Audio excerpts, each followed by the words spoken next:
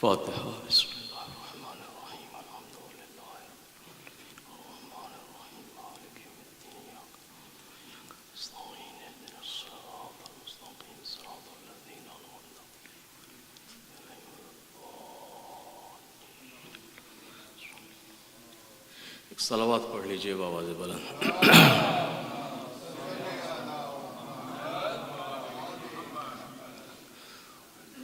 اعوذ باللہ من الشیطان الرجیم، بسم اللہ الرحمن الرحیم، الحمد للہ رب العالمین،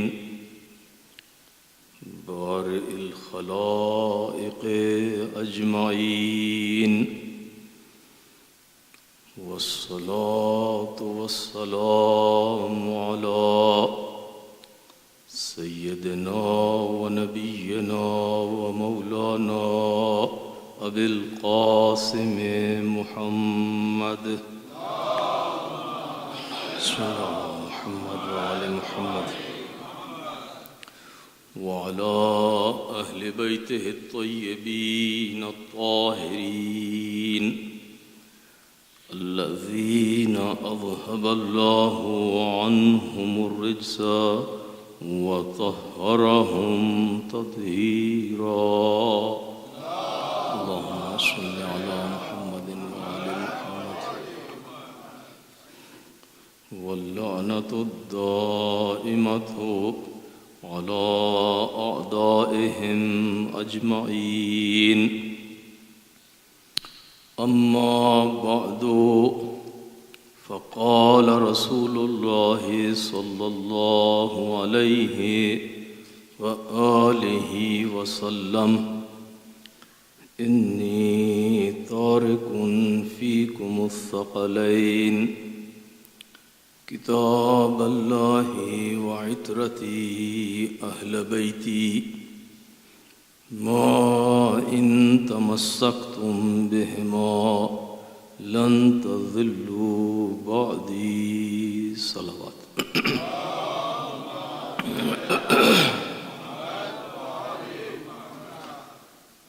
سامعین گرامی قدر، قرآن و اہل بیت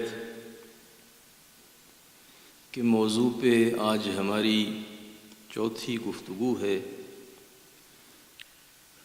اور حدیث ثقلین کے حوالے سے جو ہماری تمہیدی گفتگو تھی اس کا پہلا مرحلہ آج انشاءاللہ مکمل ہو جائے گا، اور سلسلہ گفتگو کل سے ایک نئے مرحلہ میں داخل ہو جائے گا۔ میں نے کل عرض کیا تھا کہ دنیا میں ہر اصل کی نقل بنی ہے اور بنا کرتی ہے۔ اصلی خدا کے مقابلے میں جھوٹے خدا بنے، اصلی رسولوں کے مقابلے میں جھوٹے رسول اور نبی بنے، اور اصلی ولیوں کے مقابلے میں جعلی اور جھوٹے ولی بھی بنے۔ اور یہ دین میں آپ دیکھیں یا دنیا میں دیکھیں، ہر وہ چیز کہ جو اصل ہے اور اس کی کوئی اپریسیشن ہے سوسائٹی میں، اس کی نقل بنا کرتی ہے۔ اس کو سامنے رکھتے ہوئے ہم نے یہ گزارش کی تھی کہ یہ حدیث معروف ثقلین، یہ وہ حدیث ہے کہ جو صرف ہمارے ہاں ہی ممبر سے اس تکرار کے ساتھ اور اس کثرت کے ساتھ جس کا ذکر ہوتا ہے۔ آج کل کا زمانہ انٹرنیٹ کا زمانہ ہے، یوٹیوب کا زمانہ ہے، اب سرچ کرنا کوئی اتنا مشکل نہیں ہے، ایک عام آدمی بھی سرچ کر کے بہت ساری معلومات جو ہے وہ حاصل کر سکتا ہے۔ آپ اگر تشریف لے جائیں کسی بھی چینل پہ یا سرچ کر لیں کہ اہل سنت کے کتنے علماء، کتنے مفتی اور کتنے واعظ ہیں کہ جنہوں نے اس حدیث کے اوپر کبھی تقریر کی ہو، کبھی واعظ کیا ہو، کبھی درس کہا ہو۔ جو حدیث انہوں نے متن جو اس کا بنایا ہے، میں ابھی پڑھنے چلا ہوں، وہ کبھی زحمت نہیں برداشت کرتے کہ وہ اس حدیث کو، چاہے وہ اپنے والا ورژن ہی کیوں نہ ہو، جو میں نے کل پڑھا بھی تھا کہ انی تارکن فیکم الثقلین کتاب اللہ و عطرتی اہل بیتی، یہ ہے نا حدیث ثقلین۔ اب انہوں نے اس کے مقابلے میں ایک متن اور تیار کیا، اور وہ تھا کہ انی تارکن فیکم الثقلین کتاب اللہ و سنتی۔ ہم کہتے ہیں کہ کتاب اللہ و عطرتی کو تو آپ ہمارے لیے چھوڑ دیں، ہم آپ کو زحمت نہیں دیتے کہ آپ اس کا تذکرہ کریں یا اس کے اوپر درس کہیں، وہ اللہ نے آپ کو توفیق ہی نہیں دی، لہٰذا اس کی تو ہم آپ سے درخواست ہی نہیں کرتے۔ ہم صرف یہ پوچھتے ہیں کہ پورے عالم اسلام میں سال کے 365 دنوں میں، جس میں رمضان کو بھی شامل کر لیں، ربیع الاول کی محفلوں کو بھی شامل کر لیں اور دوسرے مہینوں کو بھی شامل کر لیں، کتنے ایسے لوگ ہیں کہ جو اسی حدیث انی تارکن فیکم الثقلین کتاب اللہ و سنتی کو سرنامہ کلام قرار دیتے ہو۔ آپ کو کچھ نہیں ملے گا اس کے اوپر، آپ سرچ کر کے دیکھ لیجئے گا، یہی بتائے گا آپ کو سرچ انجن کے یہ جو ریکویسٹ آپ نے کی ہے اس کے اوپر nothing was found۔ آپ کو مایوسی ہوگی یہ دیکھ کے، کچھ نہیں نکلے گا اس میں سے، لیکن ایک دن آپ ذرا کسی شہر میں جا کے، کسی ایسے مجمع میں جا کے، کسی ایسی لوکیشن پہ جا کے جہاں ادھر امام بارگاہ ہے اور ادھر مسجد ہے، اور دونوں عام طور پہ اپنے اسپیکرز کو، اپنے ساؤنڈ سسٹم کو کچھ اس طرح سیٹ کرتے ہیں کہ اندر کچھ سنائی دے نہ دے مگر اس کو ضرور سنائی دے۔ یہ ہے نا ایک مزاج ہے کہ اندر چاہے کوئی کسی کو سنائی دے یا نہیں دے، مگر وہ ساتھ والی، وہ برابر والی، اب مسجد یا امام بارگاہ، ان کو ضرور سنائی دے۔ تو آپ رات کو چل کے ایک مجلس پڑھیے اور اس میں یہی حدیث ثقلین کو موضوع بنائیے، تو صبح سویرے آپ کو جو نماز کے بعد درس سننے کو ملے گا، تو میں نے جو پاپ اپ کا لفظ استعمال کیا تھا کل، اچانک آپ دیکھیں گے کہ مولانا صاحب اب جو صبح جواب دیں گے اور درس دیں گے تو وہ یہ حدیث پڑھیں گے، انی تارکن فیکم الثقلین کتاب اللہ و سنتی۔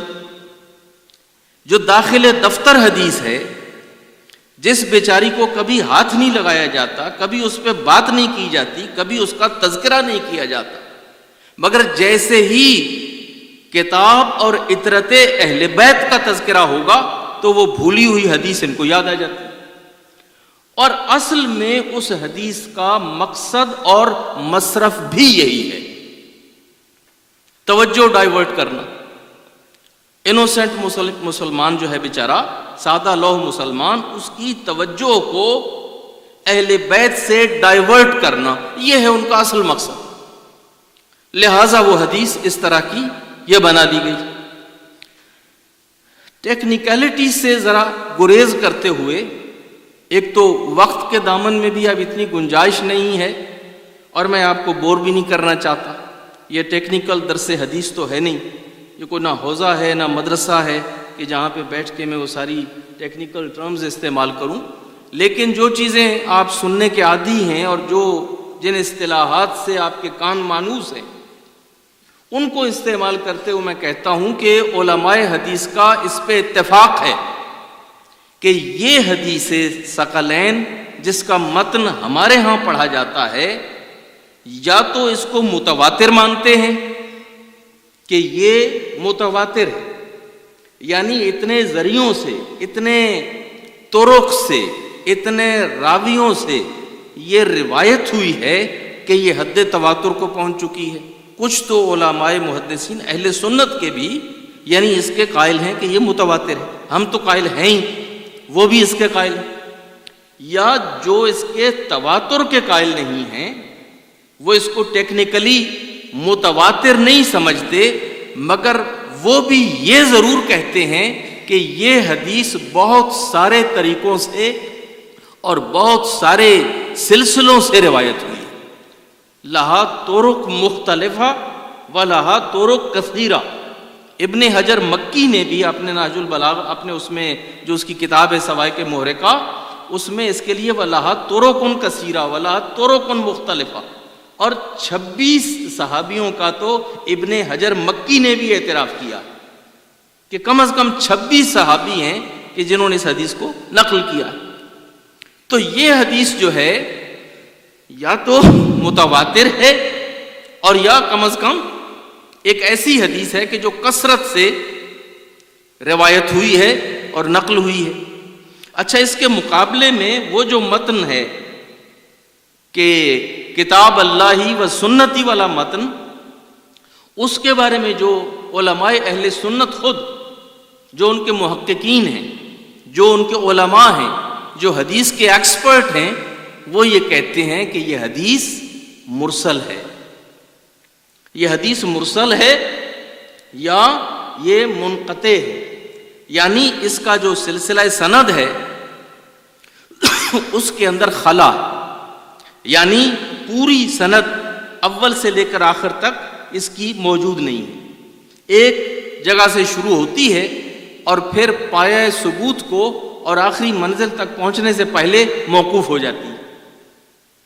تو جب پوری سند نہ ہو اول سے آخر تک تو اس کو پھر یہ کہتے ہیں کہ یہ مرسل ہے یا منقطع ہے، اس کے اندر انقطاع آ گیا اور اس کے اندر پوری جو ہے وہ سلسلہ روات موجود نہیں ہے۔ تو ایک تو وہ یہ کہتے ہیں کہ یہ مرسل ہے۔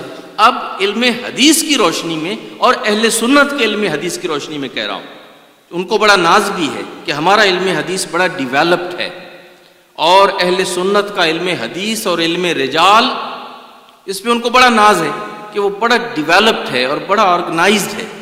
اس علم حدیث کے جو قواعد ہیں، جو ضوابط ہیں، جو اس کے اصول ہیں، ان کے مطابق ایک مرسل حدیث کو ایک متواتر حدیث کے مقابلے میں نہیں کھڑا کیا جا سکتا۔ یعنی ایک حدیث ہے کہ جس کے دونوں پیر ہیں اور وہ زمین پہ لگے ہوئے ہیں، اور ایک لنگڑی اور لولی حدیث ہے، اب اس کو اس کے سامنے کھڑا کر رہے ہیں، جو کہ مریض ہے، جو کہ پوری نہیں ہے، مکمل نہیں ہے، اس کی دونوں پیر بھی نہیں ہیں، زمین پہ بھی نہیں لگے ہوئے۔ تو آپ ایک صحت مند اور ایک مریض کا مقابلہ کیسے کر سکتے ہیں؟ وہ متواتر ہے اور یہ مرسل ہے، لہٰذا ان دونوں کا آپس میں کوئی موازنہ نہیں ہے، اور یہی رائے ہے اہل سنت کے جو جید اور محقق علماء ہیں، انہوں نے ادھر ادھر اس کے بارے میں کہا ہے۔ جیسے ہماری کمیونٹی میں آپ علامہ مجلسی کے نام سے واقف ہوں گے یقیناً، ہمارے علماء میں ایک بہت بڑی شخصیت گزری ہے صفوی دور میں اصفہان کے اندر، ایران کے اندر، کہ علامہ محمد باقر المجلسی، کہ جن کا ایک کثیر سلسلہ ہے تصنیف و تالیف کا، جنہوں نے بحار الانوار لکھی، اور اس کے علاوہ ان کی 10-20 کتابیں ہیں کہ جو انہوں نے لکھی ہیں، اور ہمارے ہاں غالباً سب سے زیادہ جس شخص نے لکھا ہے وہ یا تو وہ علامہ مجلسی ہیں یا کم از کم ان میں سے ایک ہیں، اگر کوئی کسی اور نے ان جتنا لکھ لیا ہو تو بہرحال علامہ مجلسی ایک بہت ممتاز شخصیت ہے، اور ہر علم میں اور ہر فن میں ید طولہ رکھتے تھے۔ اسی طرح کی ایک پرسنالٹی اہل سنت کی دنیا میں بھی ہے۔ اہل سنت کے ہاں بھی ایک شخص ہیں کہ جنہوں نے بہت لکھا، اور تقریباً ہر علم میں اور ہر فن میں لکھا ہے، اور بہت معروف اور مشہور شخصیت ہیں جن کا نام ہے جلال الدین سیوطی۔ جلال الدین سیوطی تفسیر ہو، حدیث ہو یا علوم اسلامی میں سے کوئی علم ہو، کوئی فن ہو، آپ کو ان کا رسالہ، ان کا مقالہ، ان کی کتاب، ان کی تصنیف، ان کی تالیف ضرور ملے گی۔ جلال الدین سیوطی جو ہیں وہ انہوں نے کتاب لکھی تھی اللآل المصنوعہ فی الاحادیث الموضوعہ۔ اللآل المصنوعہ فی الاحادیث الموضوعہ۔ اہل سنت کے کئی علماء نے یہ کلیکشنز لکھے، اکٹھے کیے کہ انہوں نے وہ حدیثیں اکٹھی کی کہ جو گھڑی گئی، وہ حدیثیں کہ جو بنائی گئی، وہ حدیثیں کہ جن کی کوئی اصل نہیں ہے، وہ حدیثیں کہ جو ثابت نہیں ہیں، ان حدیثوں کو اکٹھا کر کے انہوں نے وہ اپنے ہاں ان کے والیومز چھاپے۔ ابھی حال ہی میں نے ایک وہ ان کے عالم ہوئے ہیں ناصر الدین الالبانی، ابھی ہمارے ریسنٹ دور کے شخص ہیں لیکن بڑے محقق، انہوں نے ایک پورا انسائکلوپیڈیا چھاپا کہ ایک سلسلۃ الاحادیث صحیحہ اور ایک سلسلۃ الاحادیث الضعیفہ یا الموضوعہ۔ یہ پورا ایک انسائکلوپیڈیا ہے، یہ حدیثیں صحیح ہیں اور یہ حدیثیں ضعیف ہیں اور یہ حدیثیں موضوع ہیں، گھڑی گئی ہیں، بنائی گئی۔ باقاعدہ یہ کام ہے جو مارکیٹ میں ملتا ہے۔ موضوعات ملا علی قاری معروف ہے، ملا علی قاری ایک ان کے عالم ہوئے ہیں، انہوں نے بھی موضوعات پہ کام کیا، ابن جوزی نے کیا، اور پتہ نہیں کتنے کتنے علماء ہیں جنہوں نے اس موضوع پہ کام کیا ہے۔ کہنے کا مقصد یہ ہے کہ جلال الدین سیوطی نے اپنی اس کتاب میں فی الاحادیث الموضوعہ میں ایک راوی کا تذکرہ کیا ہے اور اس راوی کو کہا ہے کہ ہوا کذاب و مفترین، کہ یہ وہ راوی ہے کہ جو کذاب ہے اور افتراء پرداز ہے۔ کذاب آپ اردو جانتے ہیں، کاذب سے بھی مبالغے کا صیغہ ہے، ایک ہوتا ہے کاذب اور ایک ہوتا ہے کذاب، جیسے مسیلمہ کذاب تھا، تو کاذب ہوتا ہے جھوٹا اور کذاب ہوتا ہے بہت جھوٹا، جھوٹوں کا جو کپتان ہوتا ہے اسے کہتے ہیں کذاب۔ تو اب جلال الدین سیوطی صاحب نے اپنی اس کتاب میں لکھا ہے کہ یہ جو حدیث ہے نا، یہ کتاب اللہ و سنتی کا جو سٹار راوی ہے اس کا نام ہے شریک بن عبداللہ یا شریک بن عبداللہ، دو طرح سے تلفظ ہوا ہے، شریک بن عبداللہ یا شریک بن عبداللہ، یہ اس کا سٹار راوی ہے اس حدیث کا، اور وہ اس کے بارے میں لکھتے ہیں کہ وہ ہوا کذاب و مفتری، یہ شخص جس نے نبی کی یہ حدیث روایت کی ہے وہ جھوٹوں کا کپتان ہے اور افتراء پرداز ہے، پیغمبر پہ اس نے تہمتیں لگائی اور تہمتیں باندھی۔ جس شخص کی یہ بیک گراؤنڈ ہو ان کی اپنی کتابوں میں اور جلال الدین سیوطی جیسا عالم اس کے بارے میں لکھ دے کہ وہ کذاب ہے اور مفترے، تو بتائیے اس کی حدیث کی کیا ویلیو رہے گی؟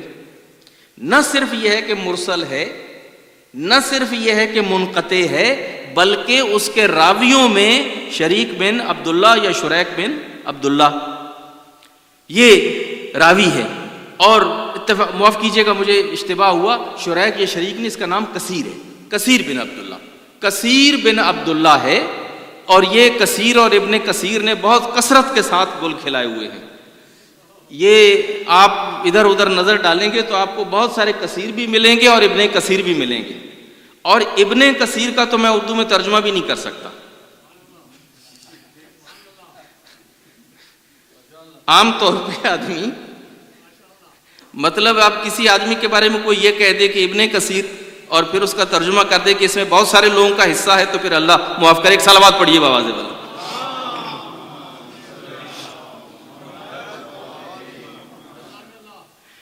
تو یہ صاحب ہیں کہ جن کے بارے میں جلال الدین سیوطی نے یہ تبصرہ کیا۔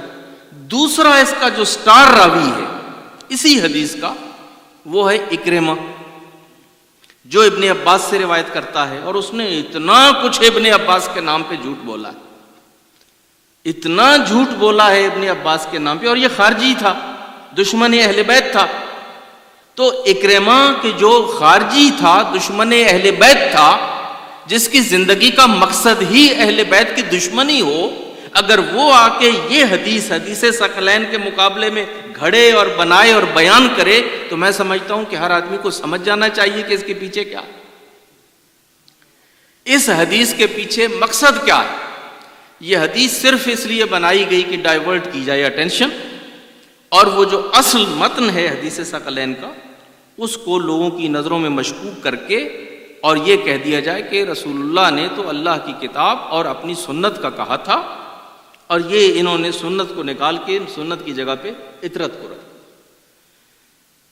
یہ تو تھی اس کے اوپر ایک تھوڑی سی بحث، ٹیکنیکل ڈسکشن کہ حدیث کتنے پانی میں ہے، یہ حدیث جو ہے اس کے راوی کون ہیں اور اس حدیث کی ٹیکنیکل پوزیشن کیا ہے. لیکن اب ذرا آئیے اس کا ایک عقلی جائزہ بھی لیں، عقلی طور پہ دیکھیں کہ آیا یہ معقول ہو سکتی ہے یہ بات. دیکھیں نا، روایت کے ساتھ درایت بھی ہوتی ہے، انسان اپنی عقل کو بھی استعمال کرتا ہے اور پھر دیکھتا ہے کہ یہ بات عقل لگتی بھی ہے یا نہیں. بعض اوقات ایسی ایسی حدیثیں بیان ہوئی ہیں کہ جو معقول ہی نہیں، انسان کی عقل میں نہیں آتی، درایتن ہی صحیح نہیں. اب جتنی مرضی ہے ان کو کوئی روایت کر لے. اب وہ جیسے معراج کی روایتوں میں جب پیغمبر کی معراج کا تذکرہ ہوتا ہے نا، تو جو لوگ اس معراج کا انکار کرتے ہیں اور اس سلسلے میں کئی روایتیں بیان کرتے ہیں اور حدیثیں بیان کرتے ہیں اور روایتیں بیان کرتے ہیں، تو ایک بڑی مشہور روایت یہ ہے کہ ام المؤمنین، اور یہ وہ خاص منظور نظر ام المومنین ہے، وہ فرماتی ہیں کہ کون کہتا ہے کہ رسول اللہ اس شب معراج پہ گئے تھے، وہ تو میرے بستر میں تھے، ساری رات تو وہ میرے ساتھ تھے، تو وہ معراج پہ کیسے چلے گئے. اب بھولا بھالا مسلمان جب وہ یہ حدیث سنتا ہے، وہ کہتا ہاں جب ام المومنین کہہ رہی ہیں، وہ وائف تھیں، وہ زوجہ تھیں، اور وہ ان کہتی ہیں کہ ساری رات وہ میرے ساتھ تھے، میرے بستر میں تھے، اور وہ معراج پہ نہیں گئے، تو پھر بات تو ٹھیک ہے. لیکن کوئی یہ بادر نہیں کرتا، یہ نہیں سوچتا کہ بھائی ان محترمہ کی شادی رسول اللہ کے ساتھ مدینہ میں ہوئی تھی اور معراج مکہ میں ہوئی تھی. تو سوال یہ ہے کہ شادی سے پہلے بستر میں کیسے اکٹھے ہو گئے. ایک صلوات پڑھیے بابا سے.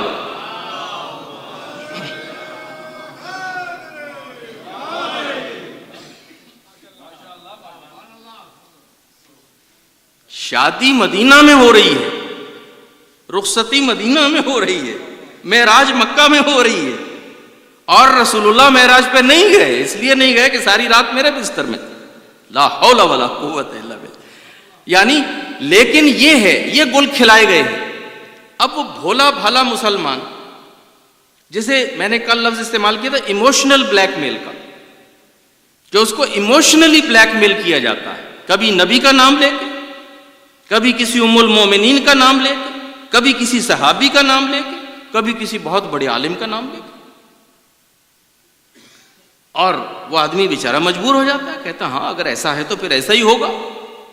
لیکن عزیزان گرامی، آپ عقلاً اس پہ غور فرمائیں کہ اللہ نے مسلمانوں کی ہدایت کے لیے دو سورسز بھیجے تھے، دو قسم کی گائیڈنس بھیجی تھی. ایک اللہ نے اپنی کتاب بھیجی تھی، اور ایک اللہ نے اپنے رسول بھیجے تھے. یہی دو ذریعے تھے نا گائیڈنس کے. اللہ نے اپنی کتاب بھیجی اور کتاب کا معلم بنا کے اپنے رسول کو بھیجا تھا. تو اب سوال یہ ہے کہ کتاب تو صبح قیامت تک رہے گی، اور رسول اللہ بھی یہی فرما رہے ہیں کہ میں اپنے پیچھے چھوڑ کے جا رہا ہوں ایک تو اللہ کی کتاب. تو کتاب کی جگہ تو کتاب ہی رہے گی، کتاب نہیں بدل رہی ہے. لیکن سوال یہ ہے کہ رسول اللہ کہ جو ایک مبلغ تھے، ایک معلم تھے، ایک استاد تھے، ایک ہادی تھے، ایک انسان تھے، ان کی ریپلیسمنٹ جو ہے وہ ایک ہادی کی صورت میں ہونی چاہیے یا ایک سنت یعنی کتابی متن کی صورت میں ہونی چاہیے. اگر تو متن کی جگہ پہ متن آتا ہے اور معلم کی جگہ پہ معلم آتا ہے. سنت کیا ہے؟ سنت لکھی ہوئی چیز ہے، سنت حدیثوں کا مجموعہ ہے، روایتوں کا مجموعہ ہے، جیسے قرآن آیتوں کا مجموعہ ہے۔ تو ایک طرف قرآن کی آیتیں لکھی ہوئی کتاب کی صورت میں موجود ہیں، اور سنت جو ہے وہ بھی لکھی ہوئی چیز ہوگی۔ تو یہ لکھی ہوئی چیز، قرآن بھی لکھا ہوا، سنت بھی لکھی ہوئی، اگر سمجھنے میں کسی کو کوئی مشکل پیش آ گئی، دونوں کے درمیان کوئی الجھن نظر آئی، تو کیا یہ متن دونوں فیصلہ کریں گے، یا کوئی ہادی اور معلم ہوگا جو آیت پڑھ کے اور روایت پڑھ کے آپ کو وضاحت سے بتائے گا کہ خدا کی منشا کیا ہے؟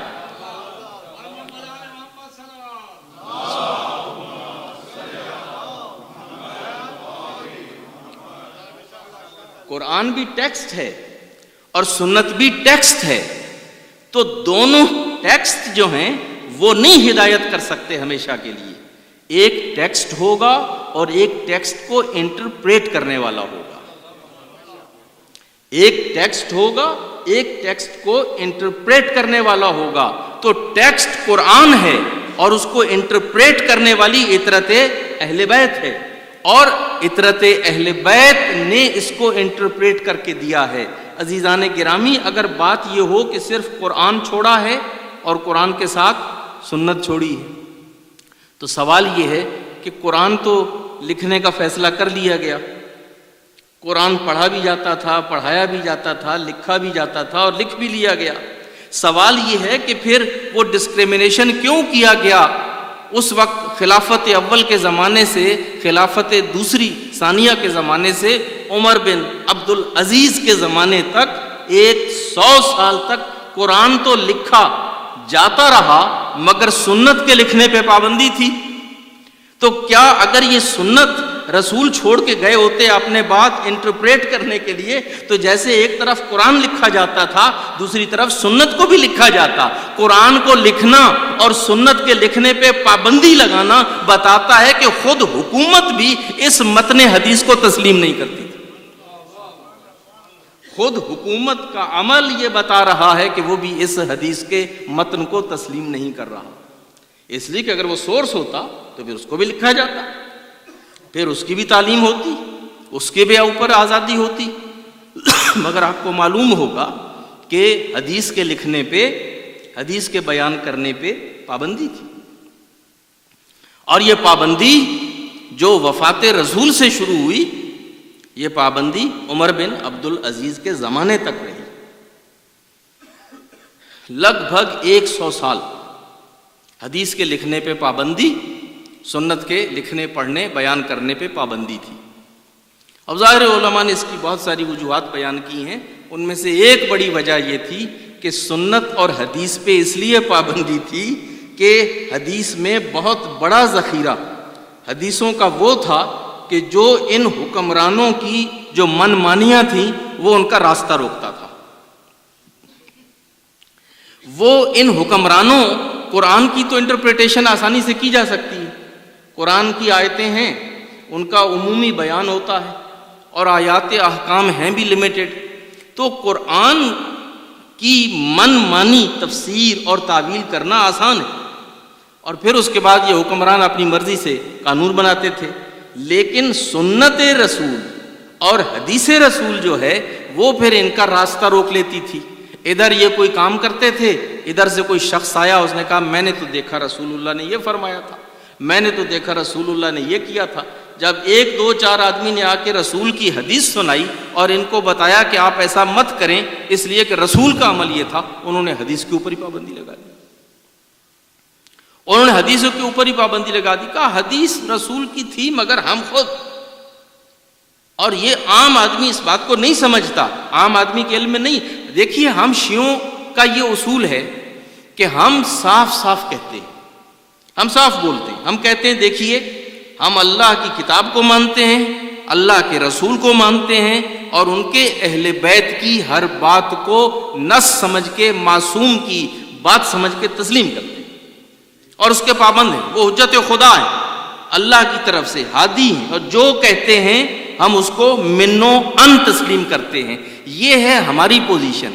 مقابلے میں جن لوگوں سے ہمارا واسطہ ہے وہ صاف لفظوں میں یہ کہتے نہیں ہیں، وہ کہتے کتاب و سنت ہیں، کتاب و سنت، کتاب و سنت، کتاب و سنت، لیکن عملی طور پہ سنت سے زیادہ سنت خلفاء کے پابند ہیں، اور جو کچھ کسی خلیفے نے کیا اس کے پابند ہیں، اس کو مسترد نہیں کرتے ہیں، اس کے ساتھ آرگیومنٹ نہیں کرتے ہیں۔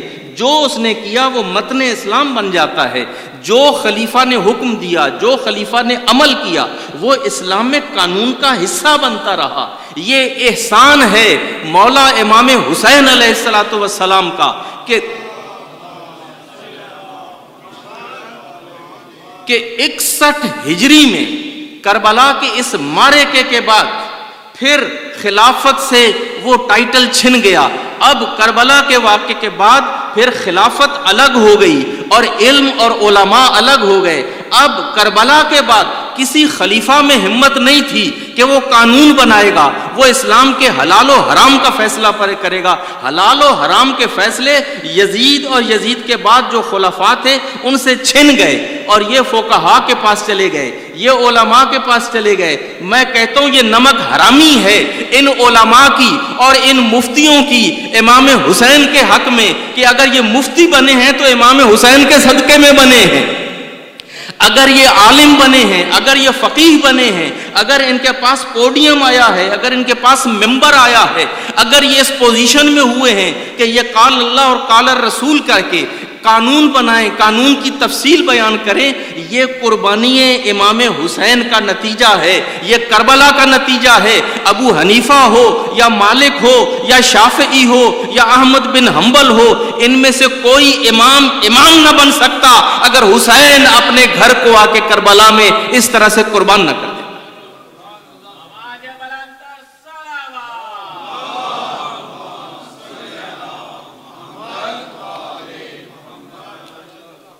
یہ علماء بیچتے ہی کیا تھے، ان کی حیثیت ہی کیا تھی؟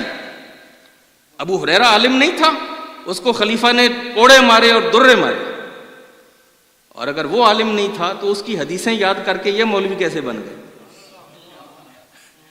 5000 سے زیادہ حدیث ابو ہریرہ کی، اور انہی حدیثوں کو پڑھ کے اور پڑھا کے یہ لوگ مولوی بنتے ہیں اور عالم بنتے ہیں اور محدث بنتے ہیں۔ تو اس کا مطلب یہ ہے کہ ان سے بڑا عالم تو ابو ہریرہ تھا نا، کہ جس کی روایت کی ہوئی حدیثیں پڑھ اور پڑھا کے یہ محدث بنتے ہیں۔ تو کیا ابو ہریرہ کو عمر نے درے نہیں مارے تھے؟ کیا اس کو معزول نہیں کیا تھا بحرین کی حکومت سے؟ اور یہ کہہ کے کہ جب تم گئے تھے بحرین میں تو تمہاری حالت یہ تھی کہ تمہارے پاؤں میں جوتے نہیں تھے، اور اب میں نے سنا کہ تم بڑے قیمتی اور بڑے بیش قیمت گھوڑے خریدتے ہو، تم نے استبل بنا لی ہیں گھوڑوں کے، اور تم اتنے بڑے سرمایہ دار بن گئے ہو حدیثیں بیان کر کر کے اور لوگوں سے پیسہ بٹور کے۔ تو معزول بھی کیا اور اس کے اوپر اس کو کوڑے بھی مارے، اس کو درے مارے۔ تو میں سوال کرتا ہوں کہ اگر ہماری آج کی سپریم کورٹ اور ہمارا آج کا ثاقب نثار اگر ہمارے کسی وزیر اعظم کو، ہمارے کسی گورنر کو 1 منٹ کی سزا دے دے، 10 منٹ کی سزا دے دے ایک سیشن کے لیے، اس کے خلاف ذرا سا فیصلہ کر دے، نہ وہ صادق رہتا ہے، نہ وہ امین رہتا ہے، نہ وہ کسی بالکل صداقت و امانت دونوں سے چلا جاتا ہے۔ جس کو ثاقب نثار سزا دے وہ تو صادق و امین نہیں ہے، جس کو عمر ابن خطاب سزا دے وہ صادق و امین رہ جائے۔ عظمت ابو ہریرہ کہ امینوں ذرا اس پہ سوال کرو کہ یہ وہ شخص ہے کہ جسے عمر ابن خطاب نے اس کو درے مارے اور اس کو معزول کیا۔ تو اب بتاؤ کہ ابو ہریرہ کی کوئی حدیث ماننے کے قابل ہے؟ صادق و امین رہا؟ نہیں رہا نا۔ تو اگر ابو ہریرہ کو نکال دیں اور اس کی 5000 سے زیادہ روایت کی ہوئی حدیثیں نکال دیں تو بتائیں بخاری میں کیا بچے گا، مسلم میں کیا بچے گا؟ بخاری ساری بخارات بن کے اڑ جائے گی۔ ایک صلوات پڑھیے بابا سے بل۔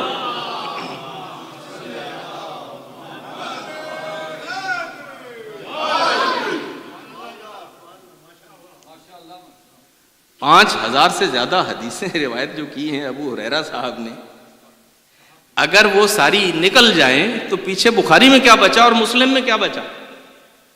اور وہ اس لیے نکل جانی چاہیے کہ یہ وہ شخص ہے کہ جس کو آپ کے لحاظ میں، آپ کے خیال میں، آپ کے معیار کے مطابق جو اتنا عادل تھا، جو اتنا عدالت پرور تھا، جو اتنا زیادہ عدالت کرتا تھا، اس نے اس کے خلاف فیصلہ بھی کیا، اس کو معزول بھی کیا اور اس کو درے بھی کیا۔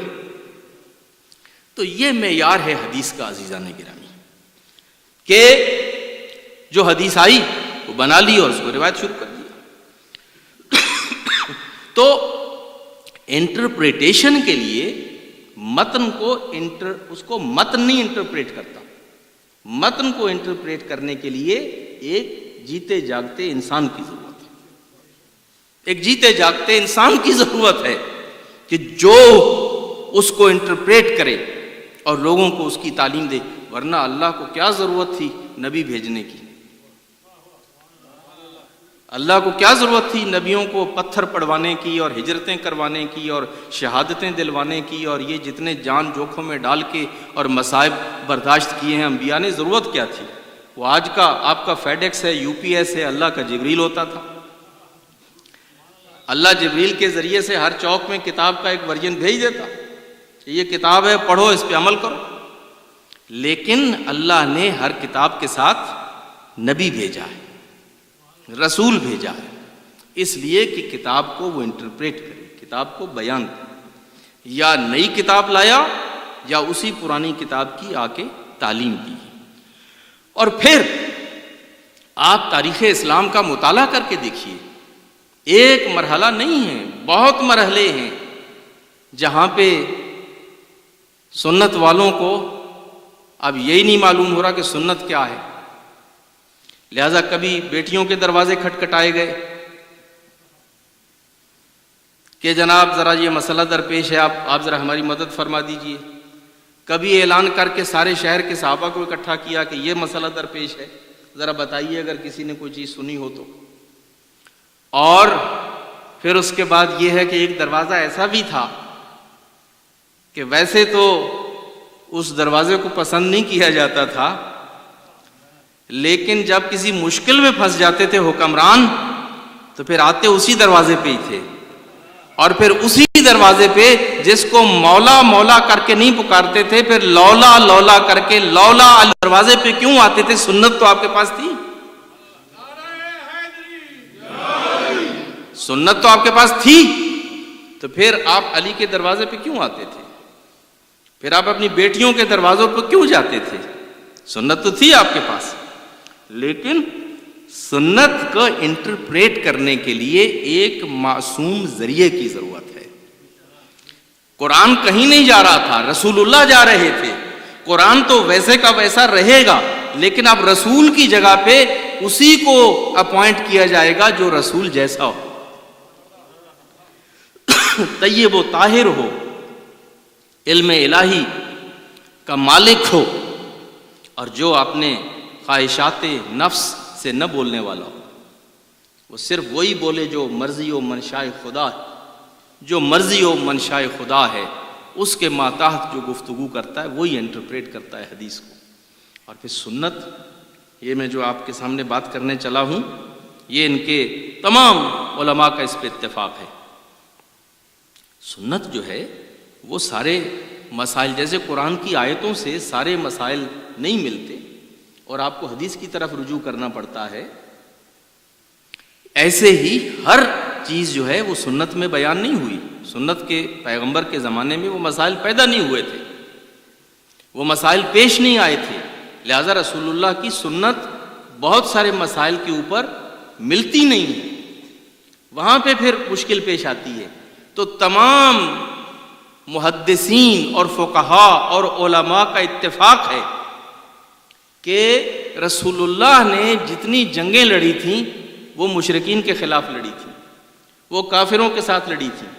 لہٰذا فقہ اسلامی اور اسلامی قانون میں لوگوں کو یہ تو معلوم تھا کہ مشرکوں کے ساتھ لڑا جائے تو لڑنے کے احکام کیا ہے، کافروں کے ساتھ لڑا جائے تو اس کے احکام کیا ہیں، اس کے آداب کیا ہیں، اس کا طریقہ کار کیا ہے، غنیمت ہوگی یا نہیں ہوگی، بٹے گی تو کیسے بٹے گی، یہ ساری تفصیلات فقہ اسلامی کے اندر موجود تھیں۔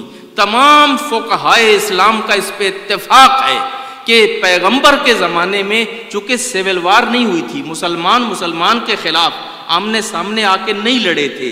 یہ پہلی دفعہ دو مسلمان لشکر ایک دوسرے کے سامنے جو آ کے کھڑے ہوئے اور لڑے، وہ جنگ جمل میں لڑے یا جنگ نہروان میں لڑے یا جنگ صفین میں لڑے. اب یہ علی ہیں کہ جنہوں نے امت مسلمہ کو بتایا کہ اگر مسلمان کے خلاف لڑے تو آداب جنگ کیا ہیں، قوانین جنگ کیا ہیں، اس کو کیسے ہینڈل کیا جائے گا، کیسے ڈیل کیا جائے گا. فقہ اسلامی کے اندر یہ باغیوں کے احکام، جو امت مسلمہ کے باغی ہیں ان کے خلاف قوانین اسلام کیا ہیں، یہ علی نے دیے ہیں. یہ رسول اللہ کے زمانے میں مسائل پیش نہیں آئے تھے، قرآن میں موجود نہیں ہیں، سنت میں موجود نہیں ہیں. کس نے دیے ہیں؟ علی مرتضیٰ نے دیے ہیں. اب جو سنت کرتے ہیں اور اطرت کا انکار کرتے ہیں، ذرا باغیوں کا مسئلہ، اسلام کا قانون ہمیں واضح کر کے تو بتائیں کہ اسلام کا حکم کیا ہے. اسلام کا حکم کیا ہے باغیوں کے سلسلے میں، اس کو دیکھنے کے لیے آپ کو علی کی طرف جانا پڑے گا.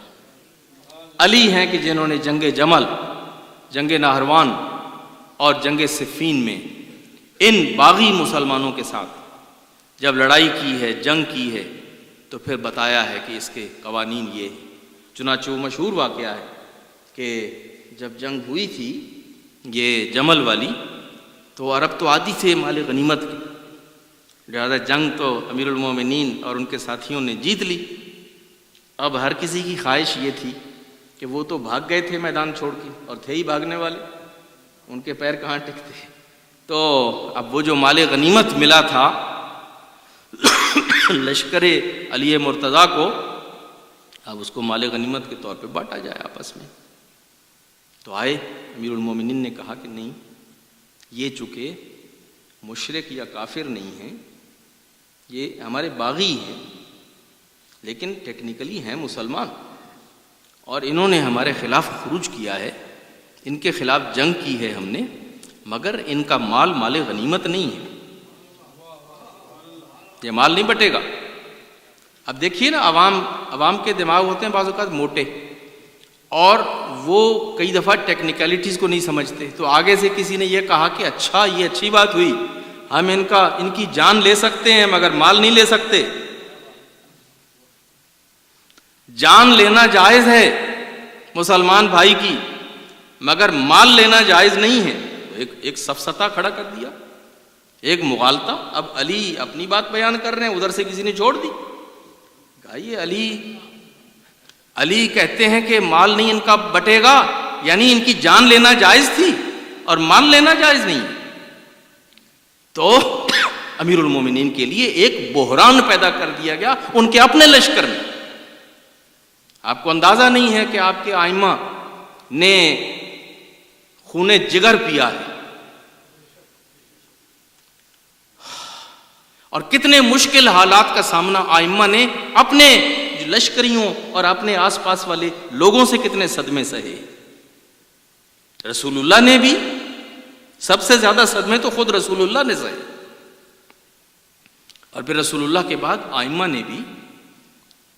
یہ نہ سمجھیں کہ آج جیسے ہمارا عقیدہ ہے ائمہ کے بارے میں کہ آنکھیں بند کر کے جو امام کہیں گے بس ہم ان کے پیچھے ہو لیں گے، ہاتھ چومیں گے مولا کے پسینے پہ اپنا خون، اللہ کرے ایسا ہی ہو. لیکن عزیزو، یہ تو جب وقت آتا ہے تو پتہ چلتا ہے.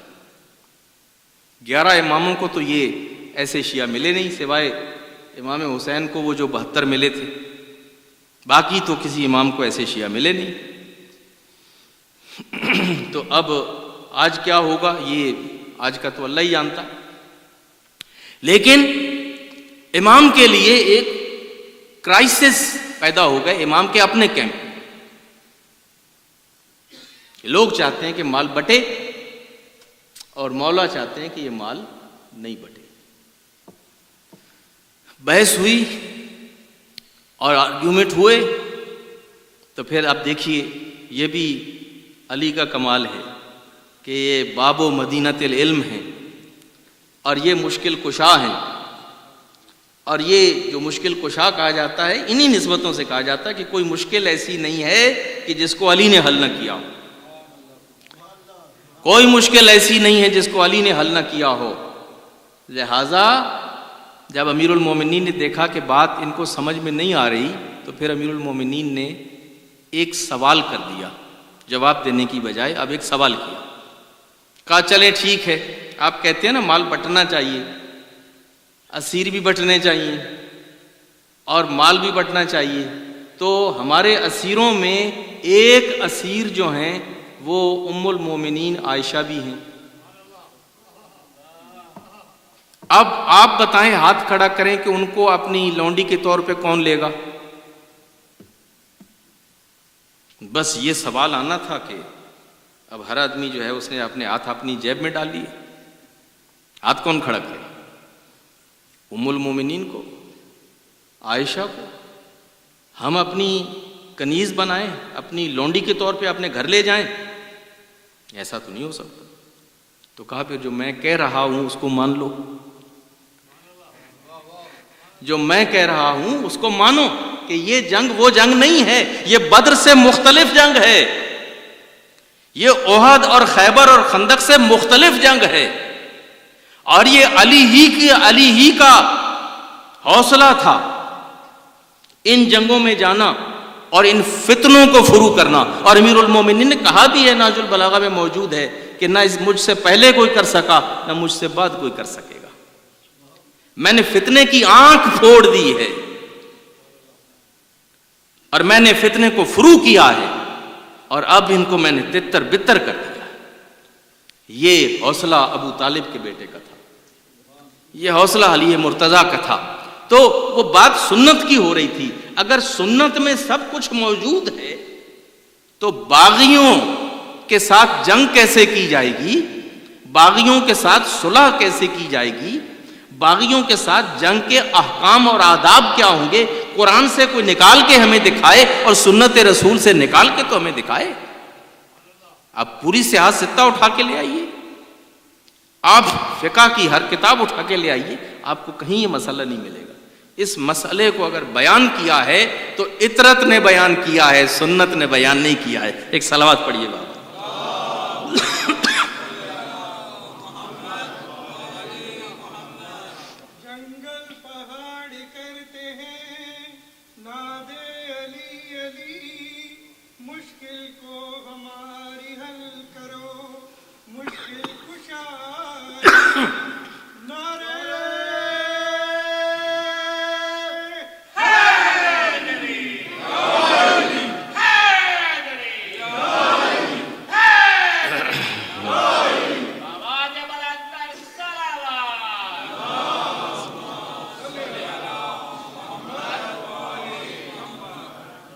بہرحال عزیزان گرامی، یہ چند ایک معروضات تھیں اس حدیث کے حوالے سے کہ ہر اصل کی نقل اور اس کی کاپی بنائی گئی اور بنائی جاتی ہے.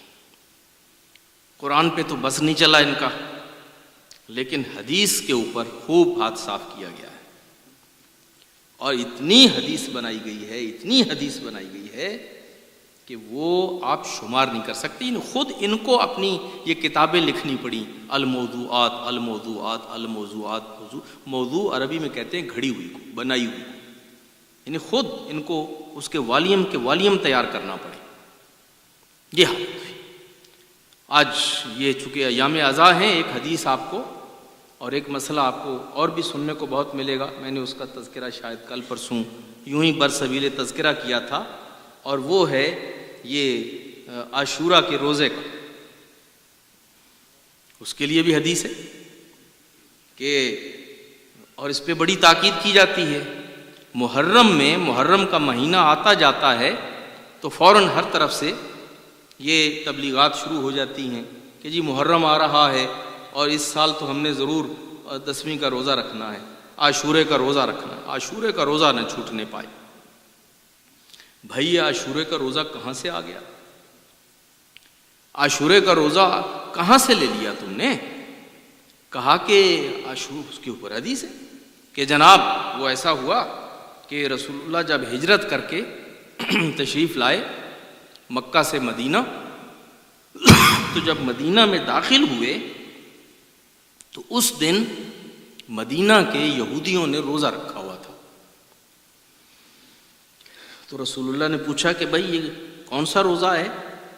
ظاہر ہے یہودی بھی آئے تھے استقبال کے لیے۔ اب پیغمبر اکرم جب شہر میں آ رہے ہیں، اور اوس و خزرج اور مدینے کی سب سے بڑی نیوز یہی تھی، اور وہ جب ان کا استقبال ہو رہا ہے، مسلمان استقبال کر رہے ہیں، مہاجر ساتھ میں ہیں، انصار پہلے سے موجود ہیں، اور یہ اتنا بڑا ایونٹ ہے، تو اس میں ظاہر یہود بھی شریک ہوئے۔ وہ شہر کے ڈگنیٹریز تھے، شہر کے بڑے باخبر لوگ تھے، موورز اور شیکرز تھے۔ تو کہیں دوران گفتگو پیغمبر کو اندازہ ہو گیا کہ انہوں نے روزہ رکھا ہوا، تو سوال کیا گیا کہ یہ روزہ کاہے کا روزہ؟ تو بتایا گیا کہ یہودی شکرانے کا ایک روزہ رکھتے ہیں کہ یہ جس دن اللہ نے حضرت موسیٰ اور بنی اسرائیل کو فرعون سے نجات دی، اور فرعون اور اس کا لشکر دریا میں ڈوب گیا، اور حضرت موسیٰ بنی اسرائیل کو لے کے دریا سے نکل گئے، تو اس کے شکرانے میں یہود یہ عاشورہ کا روزہ رکھتے ہیں۔ اب یہ حدیث بیان کی جاتی ہے تو رسول اللہ نے کہا کہ اگر میرے بھائی موسیٰ نے روزہ رکھا ہے تو یہودیوں سے زیادہ تو پھر یہ ہمارا کام بنتا ہے کہ موسیٰ کی لیگیسی کے وارث ہم ہیں۔ یہ تو خواہ مخواہ کے مدعی بنے ہوئے ہیں، اصل میں تو موسیٰ کے وارث ہم ہیں۔ تو اگر موسیٰ نے روزہ رکھا تھا تو پھر ہم بھی روزہ رکھیں گے، ہر سال یہی عاشورہ کا روزہ رکھیں گے۔ تو کہا کہ یا رسول اللہ پھر ایسا نہیں ہوگا کہ ہم یہودیوں کی پیروی کر رہے ہیں، جو کام یہودی کرتے ہیں وہی کام ہم بھی کریں گے۔ اسے کہتے ہیں تشبہ بالکفار، کہ کافروں کے سا کام پھر ہم بھی کریں گے۔ تو رسول اللہ نے کہا کہ نہیں، اس شباہت کو دور کرنے کے لیے ایسا ہے کہ یہ ایک روزہ رکھتے ہیں، ہم 2 روزے رکھیں گے، ہم 9ویں اور 10ویں کے 2 دن کا روزہ رکھیں گے، اور اگر 9ویں اور 10ویں کو نہیں رکھ سکیں گے تو ہم 10ویں اور 11ویں کو روزہ رکھیں گے۔ اب اس طرح سے یہ بنا کے باقاعدہ پیش کی جاتی ہے۔ آپ انٹرنیٹ پہ چلے جائیے، آپ یہ محرم کے دنوں میں ادھر ادھر درس سنیے گا، لیکچر سنیے گا، ان کی تقریریں سنیے گا، ہر جگہ سے آپ کو یہی ہوگا کہ عاشورہ عاشورہ عاشورہ، عاشورے کا روزہ۔ اب سوال یہ ہے کہ آپ اسی حدیث کو ذرا اس پہ توجہ فرمائیں کہ یہ حدیث کہاں سے آئی، کیسے بن گئی، اس کے راوی کون ہے، یہ اسلامک لٹریچر میں کہاں سے آئی، اور اس کا مقصد کیا ہے۔ یہ ان کو یکا یک عاشورے کے دن روزہ رکھنے کی اتنی زیادہ فکر کیوں پڑ جاتی؟ تو کتب حدیث پہ جب آپ نظر ڈالیں تو آپ دیکھتے ہیں کہ یہ حدیث بخاری میں بھی ہے، یہ حدیث مسلم میں بھی ہے، اور یہ سنن ترمذی میں بھی ہے۔ کم از کم ان 3 میں سے 6 میں سے جو ان کی 3 کتابیں ہیں ان کے اندر یہ عاشورے کا روزہ اور اس کی یہ تفصیل موجود ہے۔ راوی کون ہیں اس کے؟ چونکہ اب اگر ہم نے ان کی مٹھی کھولنی ہے اور معلوم کرنا ہے کہ اس کے اندر چھپایا ہوا کیا ہے، تو پھر ہمیں تھوڑا سا محنت کرنا پڑے گی، اور ایز اے مائنورٹی یہ 1400 سال ہمارا کام یہی رہا کہ حکومتی مٹھی جو اتنی مضبوط اور مضبوطی سے بند ہے، ہم نے ایک اقلیت ہو کے سارا زور لگایا ہے اسی مٹھی کو کھولنے پہ، کہ یہ مٹھی کسی طرح سے کھلے، تشت ازبام ہوں حقائق اور لوگوں کو پتہ چلے کہ حقائق کیا ہے۔ تو اس حدیث کے جو راوی بیان کیے جاتے ہیں وہ ہیں 4 لوگ ہیں کہ جو یہ جو روزہ عاشورہ ہے اس کے جو حکم بیان کرتے ہیں وہ بیان کرتے ہیں۔ ایک صلوات پڑھیے بابا، شکریہ، جزاکم اللہ۔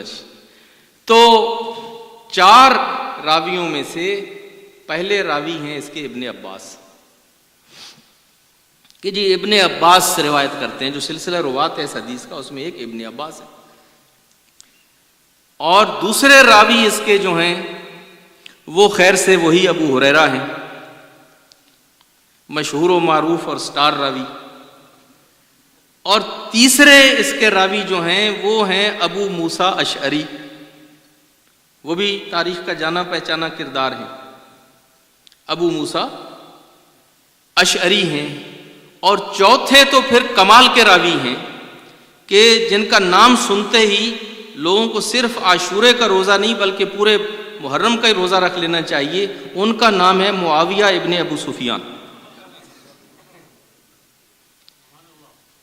عاشورے کا روزہ، اور راوی کون ہیں؟ ابن عباس۔ ابن عباس جب رسول نے ہجرت کی اور مکہ میں داخل ہوئے تو ابن عباس کی عمر کتنی تھی؟ 4 سال۔ اور اس وقت ان کے والد وہیں مکہ میں تھے، فیملی مکہ میں تھی، ابن عباس مکہ میں تھے، پیغمبر کے ساتھ ہجرت کر کے نہیں آئے تھے کہ انہوں نے دیکھا ہو اور انہوں نے سنا ہو۔ یہ اصول ہوتا ہے کہ جب کوئی حدیث کسی کے بیان ہوتی ہے تو چیک کیا جاتا ہے کہ آدمی کیا اس زمانے میں ایگزسٹ بھی کرتا تھا، کیا یہ اس موقع پہ موجود بھی تھا۔ ابن عباس 4 سال کا بچہ اپنے ماں باپ کے ساتھ مکہ میں بیٹھا ہے، اور یہاں پیغمبر مدینہ میں داخل ہو رہے ہیں ہجرت کر کے، تو ابن عباس کہاں تھے بھائی کہ جنہوں نے رسول اللہ کو یہ ڈسکور کرتے ہوئے کہ یہ روزہ کیوں رکھا ہے اور ہم یہ کریں گے اور ہم وہ کریں گے۔ تو ابن عباس کا نام جو ہے یہ اکرمہ جیسے لوگوں نے لگا دیا۔ میں یہ نہیں کہہ رہا کہ ابن عباس نے جھوٹ بولا، ابن عباس کے نام پہ بہت جھوٹ بولا گیا، ابن عباس کے نام پہ بہت جھوٹ بولا گیا ہے۔ تو پہلا راوی تو ابن عباس ہے، وہ تو ویسے ہی نکل گیا کہ وہ تھے ہی نہیں وہاں پہ، وہ مکہ میں تھے۔ دوسرے راوی اس کے جو ہیں ابو ہریرہ صاحب، وہ فتح وہ جنگ خیبر کے موقع پہ وہ مسلمان ہوتے ہیں اور وہ مدینہ میں تشریف لاتے ہیں 7 ہجری کو، اور ہجرت یہ پہلی ہجری کا واقعہ ہے۔ بعض لوگوں نے یہ بھی لکھا ہے کہ وہ مسلمان پہلے ہو گئے تھے، مگر یہ ہے کہ وہ 7 ہجری کو فتح خیبر کے موقع پہ وہ آئے ہیں اور مدینہ میں اور پیغمبر کے پاس تشریف لائے۔ اب چاہے مسلمان پہلے ہو گئے یا 7 کو ہوئے، لیکن بہرحال وہ مدینہ میں 7 ہجری کو آئے۔ جو واقعہ ہجرت کے پہلے سال اور پہلے دن میں ہوا ہے، اس کی خبر ابو ہریرہ کو یمن میں کیسے ہو گئی؟ وہ تو یمن میں رہتے تھے، وہ موقع پہ موجود ہی نہیں ہیں۔ تو وہ یمن میں بیٹھے ہوئے کوئی لوح محفوظ کا مطالعہ کر رہے تھے، CNN کو دیکھ رہے تھے، فاکس نیوز کو دیکھ رہے تھے، کیا وہ کہاں سے دیکھ رہے تھے؟ تو وہ تو موقع پہ موجود نہیں ہے۔ اور یہی معاملہ ابو موسیٰ اشعری کا بھی ہے۔ ابو موسیٰ اشعری بھی یمن کے رہنے والے تھے، اور وہ بھی 7 ہجری ہی کو یہاں پہ مسلمان ہوتے ہیں اور یہاں پہ مدینہ میں آتے ہیں۔ اور جو وہ آخری صاحب ہیں، وہ تو 7 کو بھی نہیں بلکہ فتح مکہ ہو گیا جب 8 ہجری کو مکہ فتح ہو گیا اور ابو سفیان نے ہتھیار ڈال دیے، تو ابو سفیان کی اولاد نے اور خاندان نے بھی ہتھیار ڈال دیے۔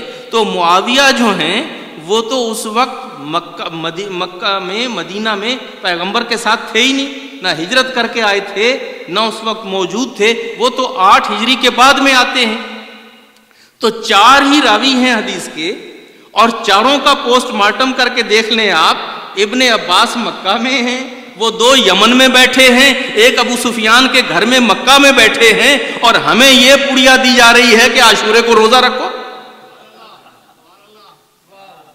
تو عزیزان گرامی، یہ حکومتی سازش تھی، صرف اس لیے کہ لوگ عاشورے کے دن باہر نہ نکلیں، لوگ عاشورے کے دن آ کے غم امام حسین نہ کریں، لوگ فرزند رسول کا ماتم نہ کریں، لوگ فرزند رسول پہ گریہ نہ کریں، لوگ فرزند رسول کا تذکرہ نہ کریں، روزے رکھ کے اپنے گھروں میں بیٹھ جائیں اور سارا دن اپنا گھر میں گزاریں، اور اس بہانے سے توجہ ڈائیورٹ ہو جائے۔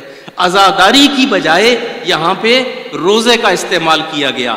یہ عجیب ذہن ہے، کبھی نماز کو عزاداری کے مقابلے میں کھڑا کر دیا جاتا ہے اور کبھی روزے کو عزاداری کے مقابلے میں کھڑا کر دیا جاتا ہے۔ عزاداری کا مقام اپنا ہے، نماز کا مقام اپنا ہے، روزے کا مقام اپنا ہے۔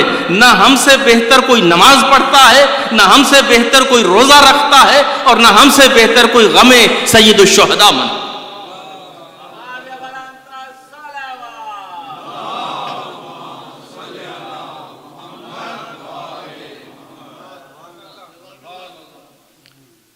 نماز کا حکم اپنی جگہ پہ ہے، روزہ کا حکم اپنی جگہ پہ ہے، اور عزاداری سید الشہداء، سب سے پہلے عزادار خود سید الانبیاء ہے۔ سب سے پہلے گریہ اس مظلوم پہ کس نے کیا ہے؟ رسول رحمت نے کیا ہے، کہ جب گود میں لیا تھا بچے کو تو آنکھوں میں آنسو آ گئے تھے، گریہ شروع کر دیا تھا۔ فاطمہ زہرا کہتی ہے بابا کیا آپ کو خوشی نہیں ہوئی؟ آپ کی گود میں آپ کا نواسا دیا گیا ہے اور آپ نے گریہ شروع کر دیا۔ کہا بیٹے مجھ سے زیادہ خوشی کس کو ہوگی؟ لیکن میری نسل تو اسی سے چلنے والی ہے، لیکن بیٹے ابھی جبریل آیا تھا اور جبریل نے آ کے مجھے یہ بتایا۔ تو عزیزان گرامی، سب سے پہلے جس نے آنسو بہائے اور جس نے گریہ کیا وہ رسول رحمت تھے۔ اور پھر اس کے بعد یہ سلسلہ جو ہے اتنا تعارف کروایا حسین کا، اتنا تعارف کروایا کہ حکومتوں نے زور لگا لیا، جو مرضی کوشش کر لی، لیکن عزیزو اہل بیت ان شخصیات کا نام ہے کہ جن کے مقام کو یہ حکومت کا جھوٹا پروپیگنڈا کبھی بھی چھپا نہیں سکا۔ جن لوگوں کے پاس چشم بصیرت ہے، جن کے پاس دل کی آنکھیں، جن کا ضمیر زندہ، جو حریت کے بندے، جو آزاد مرد ہیں، وہ ہمیشہ اہل بیت کو پہچان لیتے ہیں، وہ حکومتی پروپیگنڈے کو بھی پہچان لیتے ہیں۔ اور تو اور آج چونکہ مجھے جناب حر کی شہادت پڑھنی ہے، میں آپ کے سامنے وہ واقعہ بیان کرتا ہوں کہ دیکھیے اور کون تھے؟ یزیدی لشکر کے سردار تھے، یزیدی لشکر کے سردار تھے، راستہ بھی روکا تھا نا راستہ۔ لیکن جب نماز پڑھنے کے بعد مولا گھوڑے پہ سوار ہوئے تھے اور مولا چلنا چاہتے تھے تو حر نے آ کے گھوڑے کی لگام کو پکڑ لیا تھا، کہا تھا کہ یا حسین میں آپ کو یہاں سے آگے کہیں نہیں جانے دوں گا، اس لیے کہ میری ڈیوٹی یہی ہے کہ میں آپ کو یہاں سے گرفتار کر کے کوفہ لے جاؤں۔ تو جب آپس میں گفتگو ہوئی، ذرا گرما گرمی ہوئی، تو روایتیں یہ بتاتی ہیں کہ مولا امام حسین نے اس نے کہا کہ سکلت کا امک،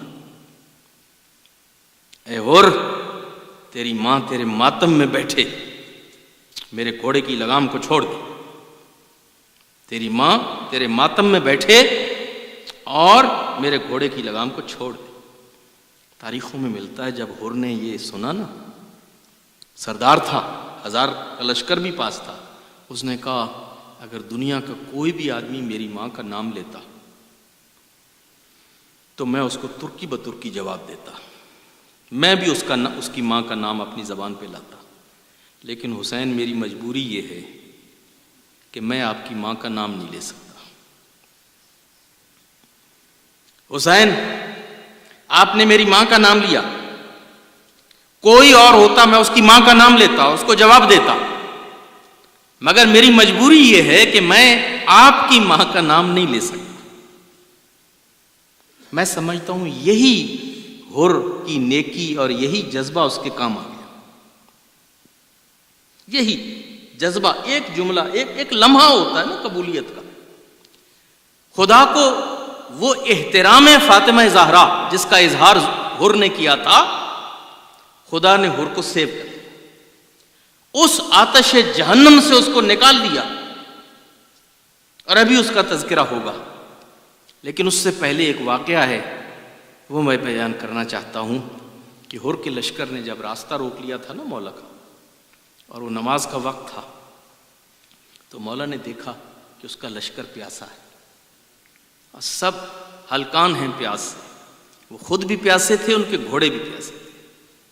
مولا نے حکم دیا ابو الفضل العباس، میرے اکبر جاؤ جتنا بھی پانی ہے وہ لاؤ، یہ پیاسے ہیں، ان کو پانی پلا دو، ان کو پانی پلا دو، ان کے گھوڑوں کو بھی پانی پلا دو۔ روایتوں میں ملتا ہے کہ جب کسی گھوڑے کو پانی پلایا جا رہا تھا تو مولا نے کہا کہ گھوڑا ایک ہی مرتبہ جی بھر کے پانی نہیں پیتا،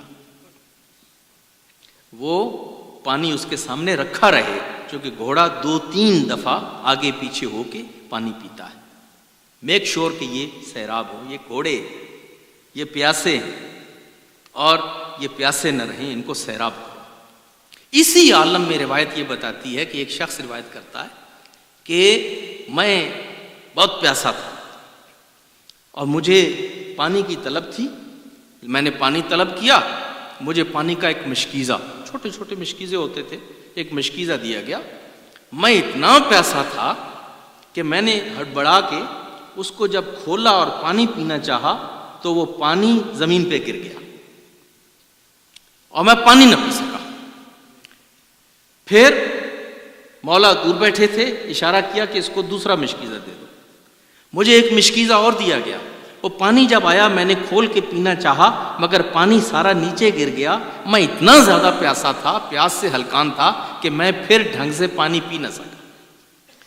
جب دوسری مرتبہ بھی میں پانی نہ پی سکا نا اور مشکیزے کا پانی گر گیا تو ایک بزرگوار کرسی پہ بیٹھے تھے، وہ اٹھے اور وہ خود آئے، انہوں نے کہا تو بہت پیاسا ہے، تو خود سے پانی نہیں پی سکتا، میں مشکیزے کو پکڑتا ہوں، تم اپنے ہاتھ کھولو، میں پانی ڈالتا ہوں تمہارے ہاتھ میں اور تم آرام سے پانی پیو۔ انہوں نے مشکیزے کو کھولا، میرے ہاتھوں پہ پانی ڈالا اور یوں میں نے پانی پیا۔ جب پی چکا نا تو کہا کہ اور پینا چاہتے ہو تو اور پیو، آج پانی جی بھر کے پی لو۔ جب مجھے انہوں نے کہا میں نے پانی پیا، وہ بزرگ جب گئے نا تو میرے ساتھ اب جو جان میں جان آئی تو میں نے جو میرے ساتھ میں بیٹھا تھا بغل میں اس سے پوچھا کہ یہ بزرگوار کون ہے کہ جنہوں نے آ کے اس طرح مجھے آ کے اتنی محبت سے اور شفقت سے پانی پلایا ہے؟ کہا کیا تو نہیں ان کو پہچانتا؟ کہا نہیں میں نہیں پہچانتا۔ کہا یہی تو حسین ابن علی ہیں، یہی تو حسین ابن علی ہیں جنہوں نے آ کے اپنے ہاتھ سے تمہیں سیراب کیا ہے اور تمہیں پانی پلایا ہے۔ عزیزوں آج جو ہر کے گھوڑوں کو پانی پلا رہا ہے اور ہر کے لشکریوں کو پانی پلا رہا ہے، عاشورہ کے دن اپنے پیاسے بچے کو اپنے ہاتھوں پہ اٹھا کے کھڑا ہوگا۔ اے امت نابکار، کیا پانی کا ایک گھونٹ رباب کے 6 مہینے کے بچے کو مل سکتا؟ اور حسین اس غیرت مند انسان کا نام ہے کہ مجال ہے کہ حسین کے منہ پہ یہ بات آئی ہو کہ کل تم پیاسے تھے میں نے تمہیں پانی پلایا تھا، کل تم پیاسے تھے میں نے پانی پلایا تھا۔ عزیزو اس طرح سے حسین نے لشکر ہر کو پانی پلایا، ان کو بھی ان کے گھوڑوں کو بھی۔ خیر اس کے بعد شدے امام کربلا میں پہنچے، ہر ساتھ ساتھ ہے۔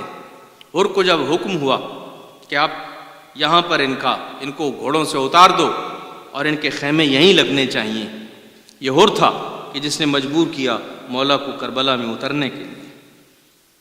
محرم کی پہلی گزری، دوسری گزری، تیسری گزری، چوتھی گزری، روزانہ فوجوں پہ فوجوں کا اضافہ ہو رہا ہے، ہر روز نئے دستے، نئی فوج آ رہی ہے عمر سعد کے پاس، اور حسین بس وہی گنتی کے چند لوگ ہیں جن کے ساتھ کربلا کے ریگستان میں رسول کا یہ بیٹا غیروں میں گھرا ہوا محصور محاصرے میں وہاں بیٹھا ہوا ہے۔ عزیزو شب عاشور جب آئی نا، شب عاشور جب آئی اور ادھر سے العطش اور العطش کے آوازیں بلند ہوئے، جب چھوٹے چھوٹے بچوں نے پیاس سے تڑپ تڑپ کے جب ہائے پیاس ہائے پیاس ہائے پیاس کے جب آوازیں بلند ہوئیں تو ہر کو احساس ہوا کہ آل رسول کو اس مصیبت میں ڈالنے والا اے ہر میں ہوں، میں تھا کہ جو ان کو گھیر کے یہاں پہ لایا تھا۔ اگر میں حسین کا راستہ نہ روکتا، اگر میں حسین کو یہاں پہ لانے پہ مجبور نہ کرتا تو آج رسول کی اولاد یوں اس عالم میں کربلا میں نہ گھری ہوئی ہوتی۔ یہ احساس ہوا، راتوں رات فیصلہ کیا کہ میں اس لشکر کے ساتھ نہیں رہ سکتا، صبح کو مولا کی خدمت میں چلا جاؤں گا۔ عاشورے کا دن ہوا، سورج بلند ہوا، سورج جب بلند ہوا تو اب ہر نے اپنے بیٹے کے ساتھ یہ فیصلہ کر لیا کہ ہم نے اس لشکر کو چھوڑ کے مولا حسین کے ساتھ چلے جانا ہے۔ ایک مرتبہ گھوڑے پہ بیٹھے، گھوڑے کو ایڑ لگائی اور اپنے گھوڑے کو خیام حسینی کی طرف دوڑایا، اور جب ادھر سے یہ گھوڑا دوڑ کے آ رہا ہے نا سرپٹ، ادھر کرسی پہ بیٹھے ہوئے مولا نے ابو الفضل العباس سے کہا عباس آگے بڑھو میرا مہمان آ رہا۔ میرا مہمان آ رہا ہے، میرے مہمان کا استقبال کرو۔ ابو الفضل العباس آگے بڑھتے ہیں، حور کا استقبال کرتے ہیں۔ حور آتا ہے، مولا کیا میری خطا معاف ہو سکتی ہے؟ حل لی من توبت، کیا میری توبہ قبول ہو سکتی ہے؟ مولا یہ میں تھا کہ جو آپ کو گھیر کے یہاں لایا، مجھے اس وقت معلوم نہیں تھا صورتحال یہاں تک پہنچے گی، لیکن مولا کیا میرا جرم معاف ہو سکتا ہے؟ کیا میری خطا معاف ہو سکتی ہے؟ کہا حور ہاں خطا معاف ہو سکتی ہے، اللہ بہت معاف کرنے والا ہے، تیری خطا معاف ہو جائے گی۔ میرے بھائی گھوڑے سے اترا، ایک مرتبہ بھائی کہہ کے اس کو گھوڑے سے اترنے کا کہا، یہ خبر کہیں خیمے تک پہنچ گئی کہ کوئی مولا حسین کو جوائن کرنے کے لیے، کوئی تو مولا حسین کا ساتھ دینے کے لیے آیا ہے۔ عزادارو، ہمارے اساتذہ یہ بیان کرتے تھے کہ جب یہ خبر پہنچی ہے نا ثانیہ زہرا تک، ایک مرتبہ یہ خبر جب ان تک پہنچتی ہے تو شاید انہوں نے بھیجا ہو خادمہ کو، کہ خادمہ نے آ کے جب کہا کہ حور بھائی ایسے وقت میں آئے ہو کہ اب ہم تمہیں پانی کا ایک گلاس بھی پیش نہیں کر سکتے، تم مہمان ہو ہمارے، ہم اہل بیت رسول ہیں مگر ہم تمہاری کوئی خاطر نہیں کر سکتے، اے حور بھائی ہمارے پاس اب کچھ نہیں ہے، پانی کا گلاس تک پیش نہیں کر سکتے۔ توبہ معاف ہو چکی تھی۔ حور کہنے لگے کہ مولا بجائے اس کے کہ میں گھوڑے سے اتروں، آپ مجھے اجازت دے دیں، میں چل کے نابکاروں کے ساتھ جہاد کرتا ہوں، میں ان کو سمجھاؤں گا اگر یہ سمجھ سکے تو، ورنہ میں آپ کی طرف سے پہلا شہید ہونا چاہتا ہوں۔ ایک مرتبہ حور اور حور کا بیٹا گئے، حور نے اپنے بیٹے کو پہلے میدان میں بھیجا، کہا میں پہلے یہ چاہتا ہوں کہ میری زندگی میں تو شہید ہو، میری آنکھوں کے سامنے تو شہید ہو، کہیں ایسا نہ ہو کہ میری شہادت کے بعد تو پلٹ جائے، میں میک شور کرنا چاہتا ہوں میری زندگی میں تو شہید ہو۔ حور کا بیٹا گیا، حور کی طرف سے قربانی کر کے میدان میں حسین کی طرف سے جہاد کیا۔ ایک مرتبہ وہ بچہ جب زخمی ہو کے گرا ہے نا، اور حور گئے ہیں دوڑ کے اپنے بچے کی لاش کو اٹھانے کے لیے، ابھی حور اپنے بیٹے کی لاش تک نہیں پہنچے تھے کہ پیچھے سے کریم نانا کا کریم نواسا حسین ابن علی پہنچ گیا۔ حور بھائی کبھی کسی باپ نے بھی اپنے جوان بیٹے کا لاشا اٹھایا کہ جو آج تو اٹھائے گا؟ کبھی کسی بوڑھے باپ نے اپنے جوان بیٹے کا لاشا اٹھایا ہے؟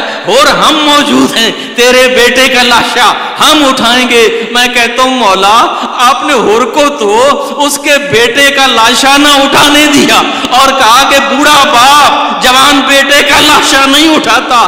مولا جب کربلا میں علی اکبر کا لاشا آپ کو اپنے ہاتھوں پہ اٹھانا ہوگا، کیا کوئی ہوگا جو آگے کہے گا حسین؟ کوئی بوڑھا اپنے جوان کا لاشا نہیں اٹھاتا اور ہم تیرے بیٹے کا لاشا اٹھاتے۔